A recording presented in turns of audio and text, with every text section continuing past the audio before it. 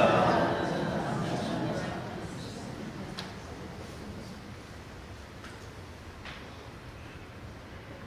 여러분, 미국의 하버드 대학의 교육대학원에 다들 로즈라고 하는 교수님이 계신다고 합니다. 하버드 대학교의 대학원의 교수라면 최고의 엘리트 코스를 밟았을 것이다 라고 우리가 보통 생각을 합니다만, 이분은 전혀 그런 과정을 거치지를 않았습니다.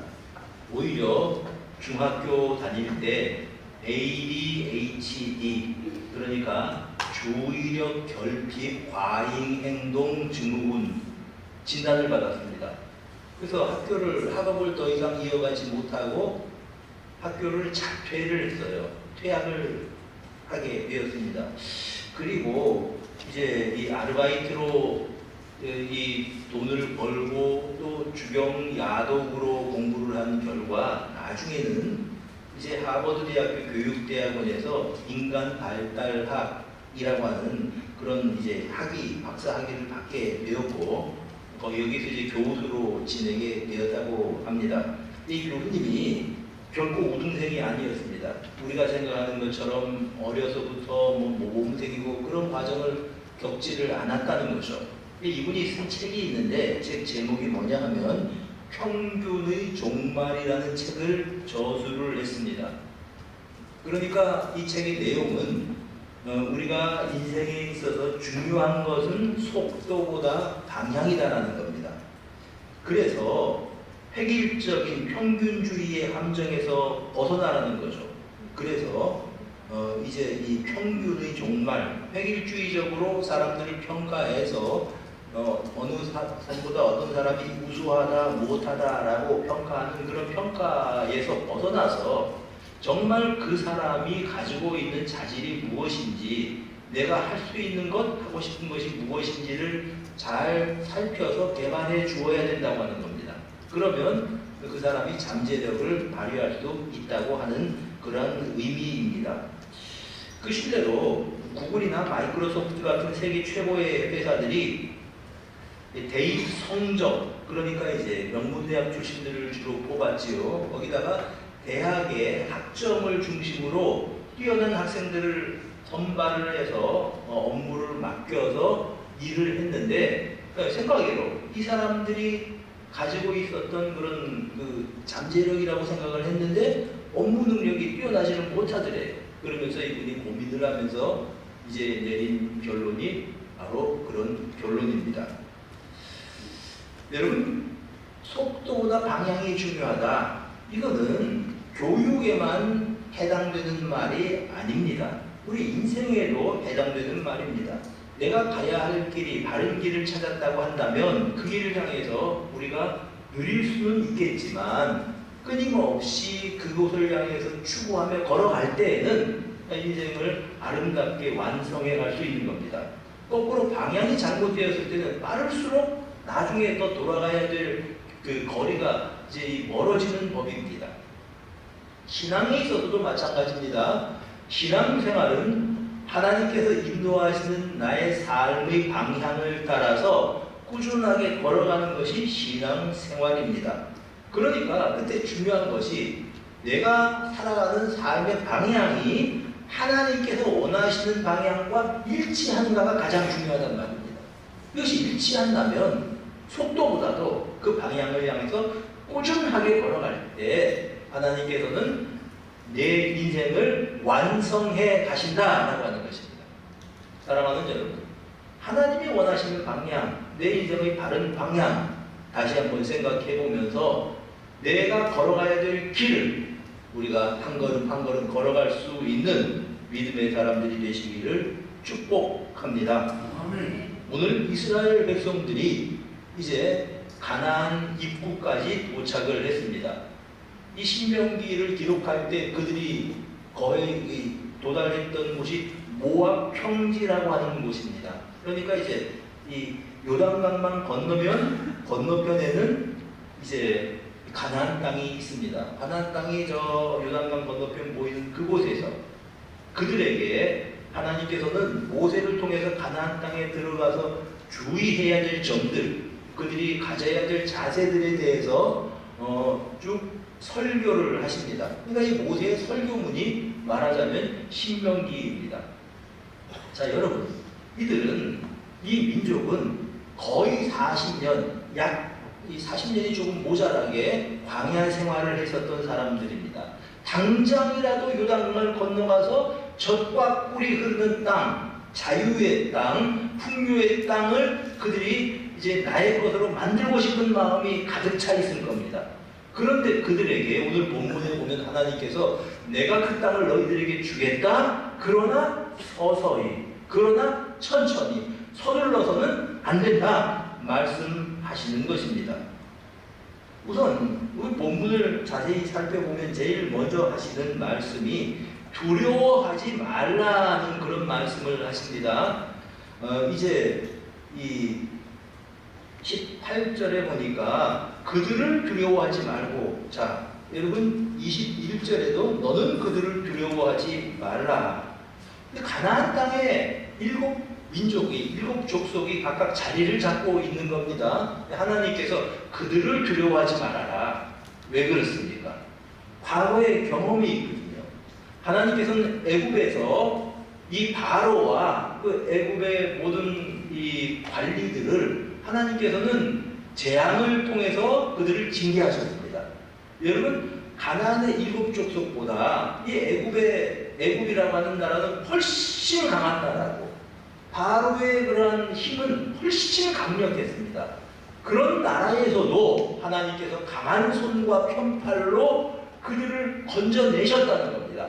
그러니까 너희 앞에 있는 이 가나안 사람들을 두려워하지 말라, 그런 말씀입니다. 여러분, 이런 말씀을 하시는 이유가 있습니다.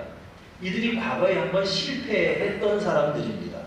자, 가나안 땅을 그들이 향해서 가면서 광야의 길을 걷다가 가데스 바네아라고 하는 곳에 이르게 됩니다. 이곳에서 그들이, 자, 우리 그냥 무작정 가나안 땅으로 가지 말고 한번 가나안 땅이 어떤지 우리 알아보자, 정탐하자. 12명을 뽑아서 정탐꾼으로 가나안 땅에 보냈습니다. 40일 동안 이들이 가나안 땅을 다 둘러보고 온 결과가 그렇습니다. 그 땅은 풍성한 땅이 맞습니다. 그리고 그 땅은 이제 아주 토질이 좋은 땅, 그것도 역시 맞습니다. 그런데 딱 하나 성읍이 견고합니다. 그 땅 사람들은 거인같이 장대한 사람들입니다. 우리는 그들에 비하면 메뚜기입니다. 이렇게 된 겁니다. 근데 백성들이 12명 가운데 10명이 그런 이야기를 하니까 울고 불고 우리 다시 애굽으로 돌아가자, 돌을 들어서 모세와 아론을 때리려고 하고 하여간 난장판이 되었습니다. 이때 하나님을 원망하는 이들의 소리를 들으시고 하나님께서는 이제 그들이 가나안 땅에 들어가지 못한다고 선포를 하십니다. 여러분, 얼마나 안타깝습니까? 애굽에서 나와 그들의 오직 꿈은 가나안 땅에 들어가는 건데 너희는 가나안 땅에 들어가지 못한다. 기성세대는 다 광야 생활을 헤매다가 죽어버렸습니다. 그러니까 그런 역사를 지닌 민족입니다. 그들의 자녀들에게, 그들의 후손들에게 하나님께서 말씀하시는 겁니다. 두려워하지 말아라. 두려워하지 말아라. 두려운 하나님 여호와가 너희와 함께한다.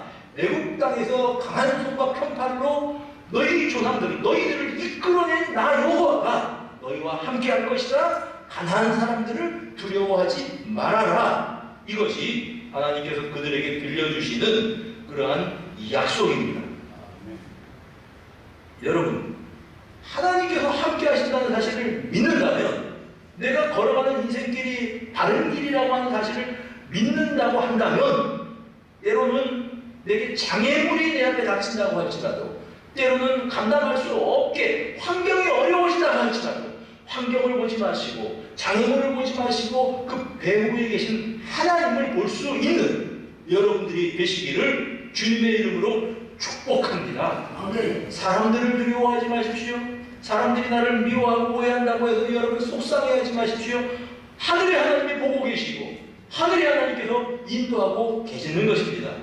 우리가 하나님 말씀을 잘 알지 않습니까? 이사야서 41장 10절에 두려워하지 말라, 내가 너와 함께합니다. 놀라지 말라, 나는 너의 하나님이 되리라. 하나님께서 내가 너의 하나님이라고 말씀하십니다. 내가 너를 굳세게 하리라. 참으로 너를 도와주리라. 참으로 나의 의로운 오른손으로 너를 붙들리라. 여러분, 하나님이 나의 하나님이십니다. 유대인들을 인도해서 가나안 땅을 주겠다고 약속하셨던 그 하나님이 우리의 하나님이시고, 오늘 우리가 예배드리는 예배의 대상이 되시고, 그 하나님, 나의 하나님이시라고 믿는 여러분 모두가 되시기를 바랍니다. 과거를 한번 돌아보세요. 내 과거를 우여곡절도 있었고 어려운 일들도 있었지만, 그러나 하나님의 손에 붙들려서 여기까지 왔습니다. 그렇다면 내 미래도, 내 장래도 우리 하나님의 손에 있는 것입니다. 하나님이 인도하시는 그 길이, 방향이 바르다면, 가나안 땅을 향해서 내가 가고 있는 내 발걸음이 정확하다면, 여러분 겁내지 말고, 두려워하지 말고 담대하게 한 걸음 한 걸음 미래를 향해 걸어가는 여러분 모두가 되시기를 주님의 이름으로 축복합니다.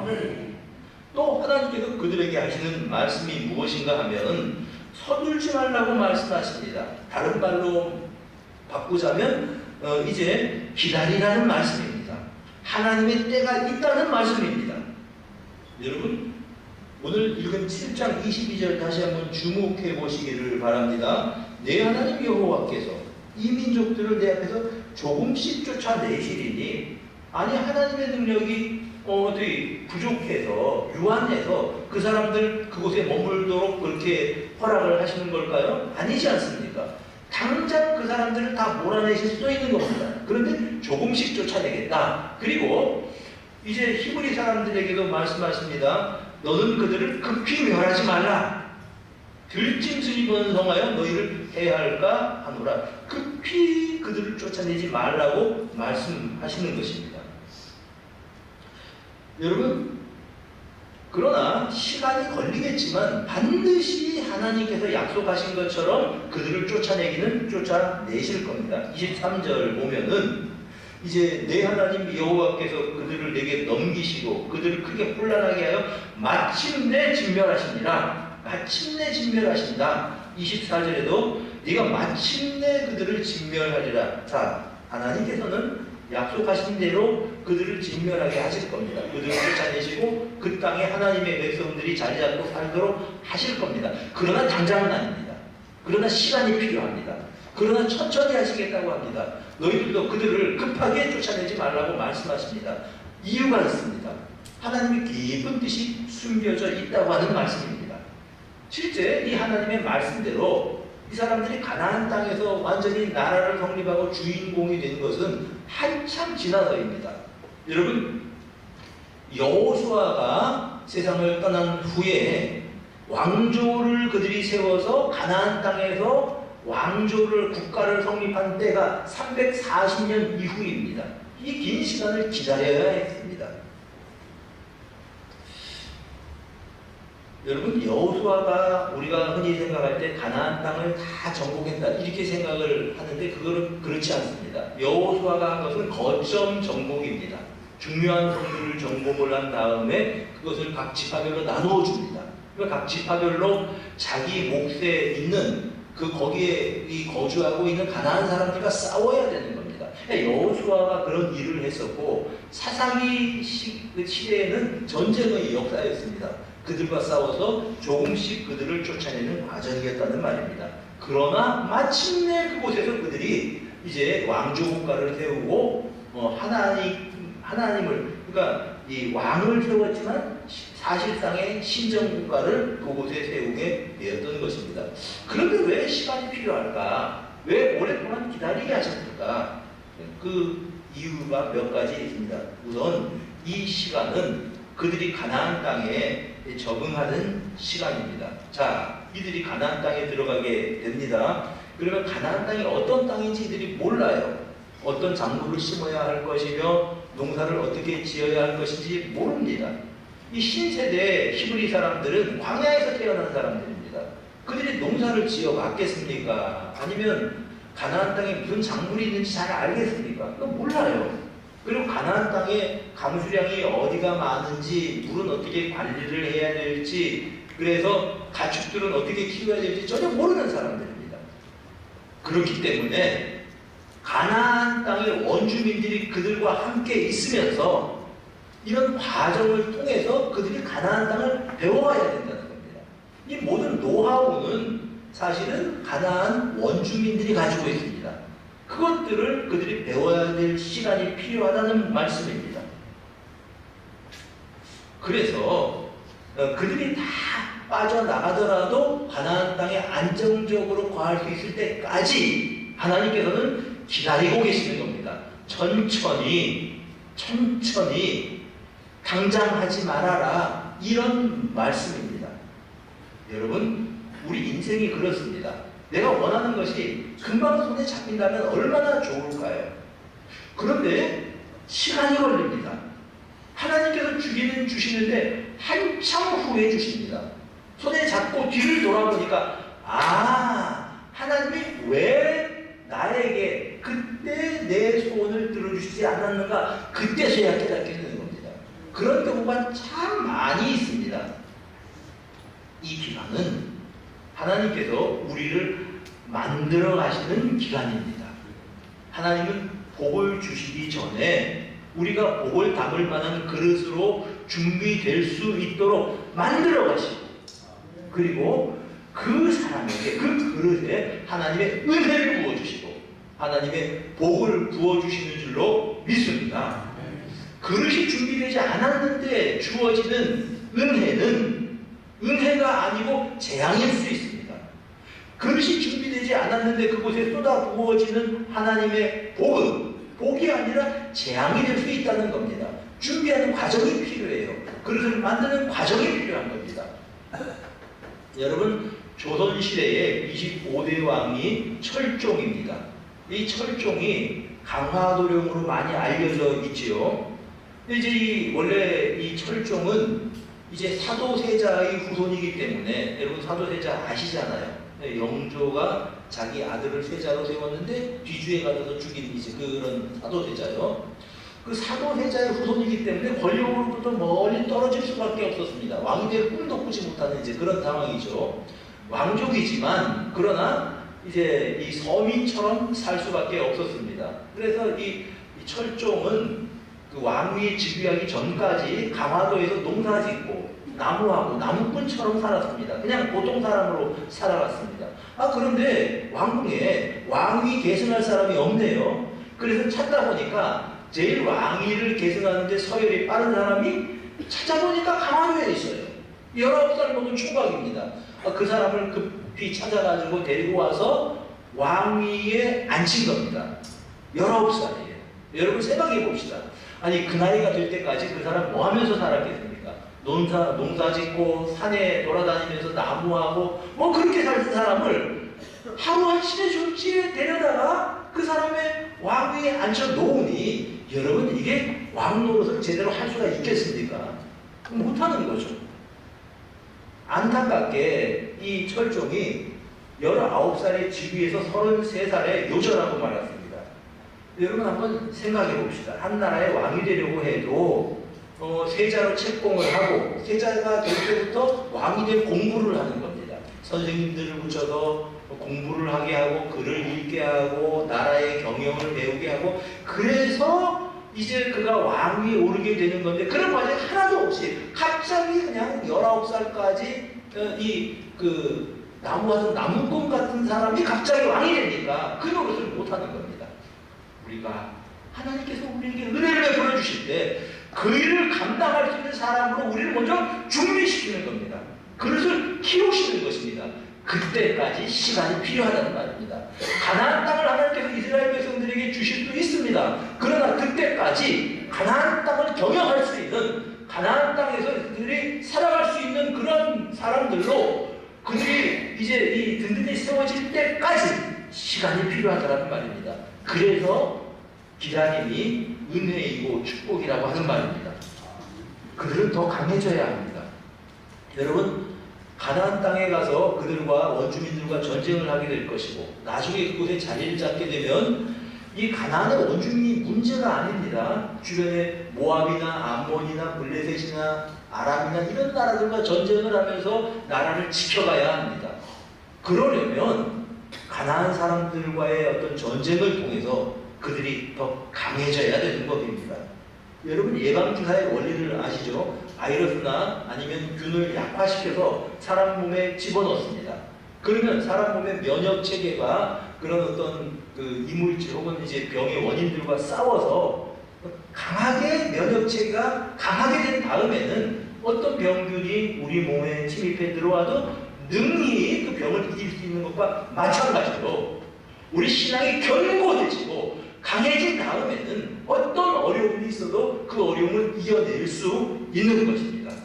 하나님께서는 그렇게 될 때까지 때로는 우리에게 환난을 허락하기도 하시고 시험을 허락하기도 하시고 그를 통해서 우리를 견고하게 만드시고 강하게 만드시고 또한 우리의 마음을 든든하게 세워 가시는 겁니다.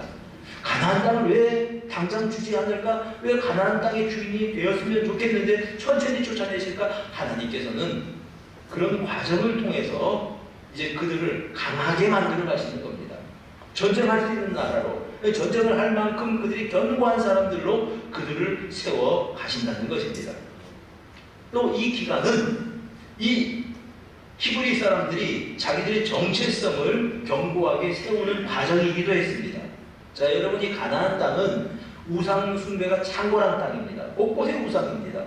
또 이 가나안 사람들은 죄짓기를 밥 먹듯이 하는 사람들입니다. 이 사람들 틈에서 하나님의 백성들이 섞여 살면서 그들과 자기들을 돌아보면서 하나님의 백성으로 어떻게 살아야 되는지, 하나님의 자녀들의 삶이 어떤 것인지를 그들이 생각해보고 견고하게 자기들의 정체성을 세워가는 과정이 필요합니다. 그래서 나중에 그들이 흔들리지 않고 그 가나안 사람들의 풍습에 물들지 않고 우상에 물들지 않고 나중에 그들을 통해서 가나안 땅의 우상을 하나님께서는 다 쓸어버리실 계획을 세우시는 것입니다. 그래서 25절에 보면은 조각간 신상들을 불살라라, 가증한 것을 집에 들이지 말라 당부하시는 겁니다. 먼저 그들이 그 땅에서 하나님의 소유된 백성이고 거룩한 나라로 세워질 수 있도록 그들의 신앙과 그들의 삶을 하나님께서는 견고히 하시는 과정이 필요한 것입니다. 그 후에 하나님께서는 가나안 땅을 주시겠다는 것입니다. 사랑하는 여러분, 하나님께서 우리를 견고하게 만들어 가시고 우리의 신앙을 견고하게 하시고 이 세상에서 세속에 흔들리지 않고 또 유혹에 빠지지 않도록 우리를 강하게 만드신 이후에 하나님께서는 일을 맡기시고 은혜를 베풀어 주시는 줄로 믿습니다. 여러분, 아브라함에게 하나님께서 큰 민족을 이루겠다고 약속하신 게 75살입니다. 그런데 큰 민족을 이루겠다고 말씀하신 하나님이 아들 하나도 주지 않으십니다. 100세가 되어서야 아들을 그가 얻게 되었습니다. 그런데 여러분 한번 생각해 보십시오. 그 사이에 많은 일들이 있었습니다. 사람들에게 배신을 당하기도 하고 전쟁을 하기도 하고 또 그가 이제 실수해서 이스마엘을 낳기도 하고 수많은 우여곡절이 있었습니다. 그 후에 그가 아들을 낳고 기르죠. 그리고 나중에는 하나님께서 장성한 아들 이삭을 번제로 하나님께 바치라고 그렇게 명령하셨습니다. 하나님의 말씀을 순종할 수 있는 믿음의 사람으로 그가 견고해진 후에 하나님께서는 그의 약속을 이루어 주셨다고 하는 그런 말씀입니다.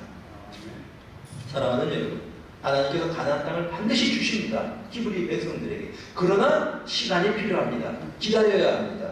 마찬가지입니다. 오늘도 우리가 하나님의 인도하심을 따라 바르게 살아간다고 할 때에 하나님은 우리의 인생을 아름답게 만드실 것입니다. 완성하실 것입니다. 그 완성을 향해서 우리는 한 걸음 두 걸음 걸어가는 것입니다. 그러나 서둘지 마십시오. 하나님의 때를 기다리십시오. 하나님은 먼저 우리를 만들어가고 계시는 것입니다. 그리고 하나님께서 우리를 만드신 그 후에 우리를 통해서 하나님의 일을 이루어 가실 것입니다. 사실은 우리가 하나님의 때를 기다리는 것이 아니고 하나님께서 기다리시는 겁니다.